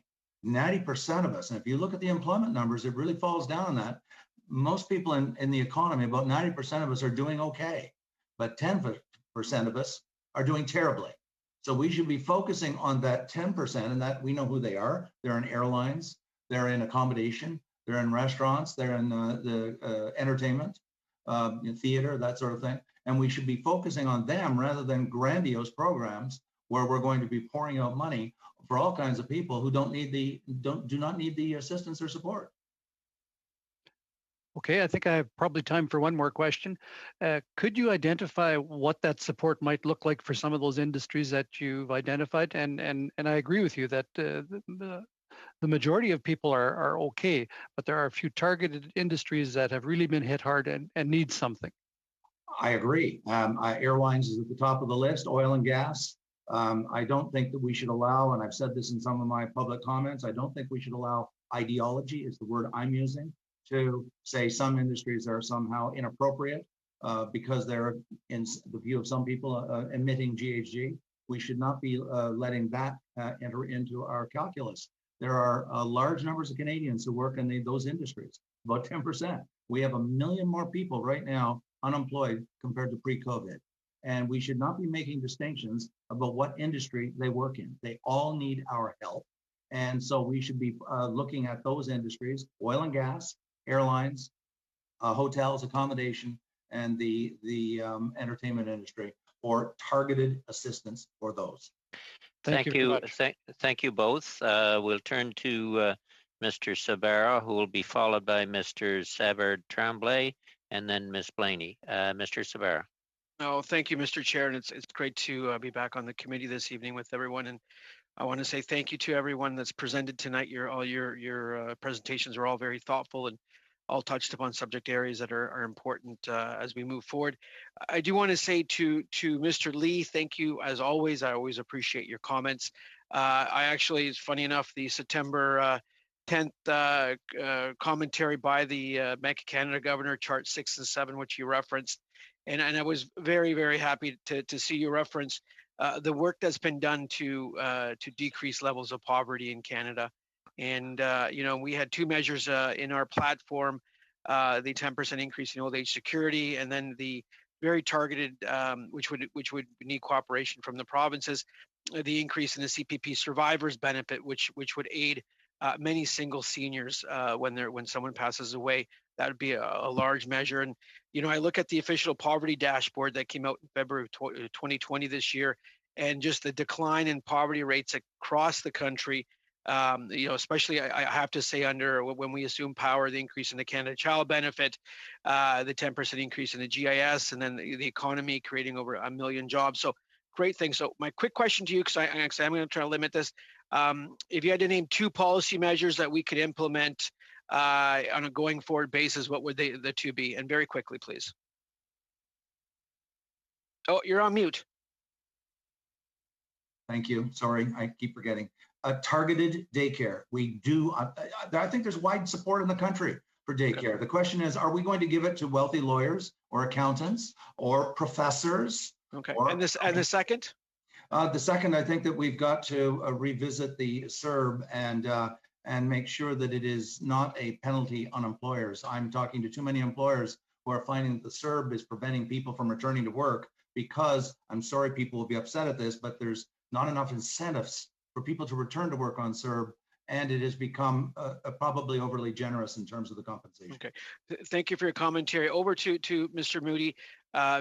Thank you for your ongoing work within the tax community. I'm very, very well aware and understand where you're coming from. And I was part of the committee that put forward, along with the chair, the recommendation for what I would call an overhaul of our tax system, or looking at it from a broad, comprehensive review, making it even more efficient, more simple, broadening the base, if I can call it that, but lowering the overall tax incidence on Canadians, which I think would be a great step forward. Again, along the lines of asked Mr. Lee, if you can bring two suggestions coming out, because we are coming out of COVID. You know, the vaccine is on its way, the economy is recovering. On a GDP basis, we're within 5%. The unemployment numbers last week, I think we're down to still several 100,000 Canadians out of work, especially in the most sectors where we can't socially distance, and transportation, hospitality, tourism. But Mr. Moody, what would you recommend? In the short term? Yes, short term. Short or long term, you could either or. Well, in the immediate short term, which I'm glad to see the wage subsidy is extended, I think the government should be open to continuing that beyond June if need be. That's number one. Number two, which won't be popular amongst certain, but I do think a reduction of the corporate tax rate for employers would be helpful in the short term to encourage employment. Okay, and just to and I do wish to say thank you for commenting on the extension of the queues that has at one time assisted over, I think it was over 3 million employees and over over 100,000 employers utilize it. The SECRA. Or the new rental program, which is getting some strong take up, again targeted to renters, and that's something great to see. And obviously the CERB was implemented for a purpose, and many of the programs to build that bridge and build the floor to get us through to the springtime and when the sun will shine and to brighter days. My last comment is for Ms. Kraus. Thank you for your presentation. I know through the Emergency Community Support Fund, we provided significant funds to organizations across the country. I just wanted to see how have your organizations in Alberta received those funds, and access some of the programs we put in place for obviously a trend and just something that we obviously don't want to see increasing. Yes, thank you so much through the chair. The emergency money that went out to the nonprofit sector was fast and efficient. And I think one of the most important parts about that program was the money was filtered through United Ways, community foundations, and the Red Cross, which meant they were able to look at what the needs were in their local communities, the needs on the ground. So we were fortunate to get support to further support our LGBTQ communities that have been really struggling. And I think it was really a great mechanism to use to get some really needed money out the door fast. Thank you for that feedback. I know I'm finished, but and thank you, Chair. Thank you all. Turning to Mr. Savard Tremblay, 5 minutes, followed by Ms. Blaney. Merci, Monsieur le Président. Merci. Thank you, Mr. Chairman. Thank you to all of our guests for their presentations. I have a question for Mr. Bucca. I read with great interest your recommendations. I listened with great interest to your presentation. Your aim is to improve the health and welfare of seniors. So let's talk about the means to put in place. Do you think that an increase to CPP might be an adequate response so as to improve the purchasing power of seniors in this context of great solitude and difficulty for that category of individuals? Also, the House of Commons last week voted in favor, a majority in favor, of an increase of the health transfers to provinces. The National Assembly in Quebec City also asked for this. Do you think that this could be a solution for the future in order to achieve this objective, which is your first recommendation? Thank you for the question. With regard to seniors, indeed, the measures you've just mentioned are very good ones. When I made those recommendations, the measures hadn't yet been announced, but my suggestion would be to make a distinction between the very rich seniors who perhaps don't need assistance and all of the others who had physical activity when they were working, who weren't high-placed officials, who aren't as better off financially. So we should find a way to have a cutoff somewhere and distinguish between seniors who are more comfortable. For example, some people are in need and others have limited means. That's what I would say. I don't know if I've answered your question. Yes, in good part. Thank you. So you talked about measures announced. Unfortunately, they weren't, but the majority of the House did push in favor of those measures, an increase of the pension for seniors or an increase of the health transfers, because we know that health costs are exploding in the provinces. The elder portion of the population is exploding. Provinces have to hire more and more nurses, doctors, nurse practitioners, personal health care workers. Do you think there should be greater transfers? I'm not a specialist in the area of provincial federal policies. What I could say very simply is this. I'm observing that there is a difference between a large category of people who don't have the necessary means to manage and those who are wealthier, better off. With regard to the relationship between the provinces and the federal government, I must admit that I'm not too familiar with the mechanisms. No problem. I appreciate your honesty. So I'll perhaps move on to another issue you must be familiar with, the Canada-Africa trade relationship. You're quite familiar with that, I believe. Indeed. What could we do and what didn't we do in all of this? Excellent question. I'll set aside the present situation where we can't embrace people. But I'll use an image by saying, let's imagine we're in a normal situation. You have a man and a woman who love each other. They adore each other. When they see each other, they say, I love you, but they don't kiss. Why? Because there's a gap between the two. So I would take the example of SMEs in Quebec. Most of the economic fabric of the province is made up of SMEs. When you go to Africa, 98% of players are SMEs. So I'll give you a simple example. In this context, where the governments of rich countries have the means to inject funds, the fact that they accepted a moratorium in African countries for 2, 3, 4 years of indebtedness, well, these countries are hamstrung. They can't do anything. So were we to establish a new Canada-Africa relationship, partnership for business, well, when one partner is in good financial health, it's to the benefit of the other. If you help African countries to recover, to give themselves sovereign funds, relaunch their economies, well, that will be beneficial for the Canadian economy that wants to diversify. So that's why we're recommending 2 complementary measures. The first one is this. The federal government even stated that it wanted to improve its assistance for African countries by 50%, I believe. But if that were to move forward more quickly, this would help with the financial situation in Africa. Secondly, the government could create a Canadian investment fund that would help businesses. There are projects. People talked about infrastructure projects, and Canadian companies were interested in participating in these projects. But if there's no support mechanism, it's more difficult. France or Germany have the Deutsche Bank or the Société Générale that accompany African companies and European companies in Africa. You've got the Citibank in the U.S. or others. Merci, Monsieur Boka. Ms. Blaney. Thank you, Mr. Boka. Thank you very much. Ms. Blaney, and then we'll let him make a decision whether we want to go 10 minutes more. Ms. Blaney for 5.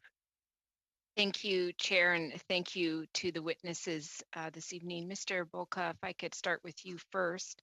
I read through your briefing that you sent us, and I recognize that during your presentation, you talk specifically about addressing systemic racism, including the Black community and Indigenous community, and also the importance of investing in Black businesses, which I think is incredibly important. I found it interesting in the financial update where they talked about some of the recommendations that they had, some of the ideas that they had moving forward. And one of the things that I found very interesting was the diversity in procurement, talking about the Department of Public Services and Procurement actually launching a pilot project to open up bidding opportunities for Black-owned operated businesses. And they referenced building off the successful procurement strategy for Aboriginal businesses.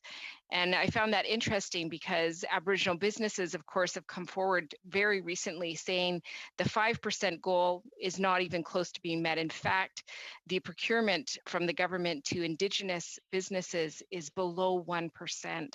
I'm just wondering if you could speak to the urgent need to see these issues dealt with and support for SMEs and Black-owned businesses to move forward the progressive agenda that really addresses the issue of systemic racism. Merci beaucoup. Thank you very much. As you know, for historical reasons that I won't develop upon because we don't have much time, there are a lot of Black people who don't have grandparents or great-grandparents who left them an inheritance. You know what happens with banks. When you've got a business and you need a loan, they'll ask you for collateral. And when you're a salaried worker, when your parents and grandparents were salaried workers, they don't necessarily have the means for collateral. So sometimes you have to design funding mechanisms that would allow for something else, placing trust in the projects being envisaged or via other mechanisms. It's like going into a classroom and placing everyone at the same level. It's the same thing in the world of business. Some people have grandparents and they can offer a $1.5 million house as collateral. But people whose parents always rented don't have that collateral. So that's an idea, that's an explanation. And we really have to look at the mechanisms we might put in place to help Aboriginal and Black business owners. I'm not too familiar with the Aboriginal situation, but I imagine that the two are quite comparable. Secondly, it's the know-how in business, the language of business. There isn't a business culture, based on what I've seen in the Aboriginal community, and it's the same when you've always been in a family where you've only been a salaried worker. You don't have a business sense in your DNA. So there are two elements. First of all, support, the know-how to go into business, and secondly, the collateral in order to support people for obtaining funding.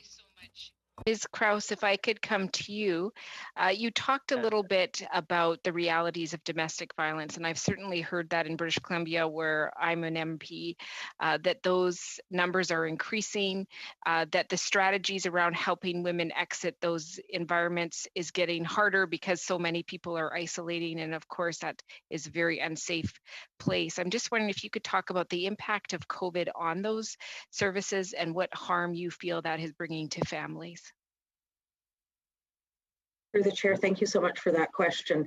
You know, I think the biggest thing that has happened around any of the social issues that we address is social isolation has been real, and also not necessarily having the ability to reach out for crisis services. So at some point, Alberta Women's Shelters actually had fewer residents because women weren't able to access the resources. So one of the things that we look at the very most in the work that we do is who is socially isolated, what are the social determinants of health that are keeping people from being able to access services, and what can we do as a community to ensure that people don't only have professional supports, but also have some natural supports in their lives so that they can reach out to someone in their lives that can help them. I think if nothing else has been learned, we need strong support systems so that we can get through crises, whether they be a pandemic or the ongoing social issues that are persistent in our society. Okay, we will have to end that round there. I do know the bells are ringing, and we really would need unanimous consent to continue. And I'd suggest if we continue, we take one question from Mr. Kelly and one question from Ms. Koutrakis. Are we okay to continue with two questions? Mr. Kelly, go ahead. Sure. Thanks, Mr. Chair. I would just ask a quick question to Mr. Moody. On the subject of you mentioned that the wage subsidy that you believe that some businesses were not applying for it out of its sheer complication and the issues around determining eligibility. How do you feel about the audits that took place on small businesses that were it didn't even have a assurance of the continuation of the program? And if you want to maybe address the broader cost of compliance in an extremely complicated tax system. That's a great question. And long story, I know we're short of time here, but the legislation is frighteningly complex. It is some of the most complex legislation I've ever seen, but it's deceptively simple to apply for. Click, click, click, click, click, online, boom, get your money. Which, you know, a lot of business owners who do that are mistakenly wrong, and some of them that have done that are now frightened. So there's that camp of where I think is wrong. In other words, you need a balance between simplicity and make it easy to identify to the average business owner versus targeted. And I think the Department of Finance focused very much on targeting at the expense of complexity. With respect to the audits, and what I'd like to see is just a bounce back. It's probably too late, but bottom line is I'd like to see that. With respect to the audits, yes, I've commented on that publicly many times. And some of the first audit letters that have been released, which the CRA says that they shouldn't have been released, but they're out there, and I'm aware of businesses that have received these and now are in the midst of these audits. Unbelievable. I mean, you need to hire firms like ours, which are expensive, in order to comply with it. And it shouldn't be that way. You shouldn't need to hire firms like ours, or accountants for that matter, that are expensive to go through it. Yes, the CRA needs to audit. That's their job. But I think a little compassion during this time would be would be appropriate in my view. Compassion and simplicity. Thank you. Thank you both. Ms. Katrakis, last question. Thank you, Mr. Chair, and thank you to all the witnesses and for your presentations this afternoon. My question is to Ms. Kraus. Ms. Kraus, it's nice to see you again, and I hope that you and yours continue to be healthy and safe. In one of your pre-budget submission notes that other countries have already adopted neutral blood screening donation policies, which do not discriminate based on gender or sexuality. Can you comment on the experience of these countries in adopting these policies, and have there been any unforeseen consequences of these policies? And in your view, what can we learn from their experiences? Ms. Kraus. Thank you very much for the question. We have seen some changes that have happened. Unfortunately, I'd like to be able to provide you with more information, as I haven't had a chance to really dig into the impact. However, I will say, and I think it's very important, I think in all cases, what we have to look at is behavior that dictates policy. So rather than looking at somebody's sexual orientation, I think it's absolutely essential that we do move to a world where we're looking way more at what people's sexual behaviors are as it relates to blood.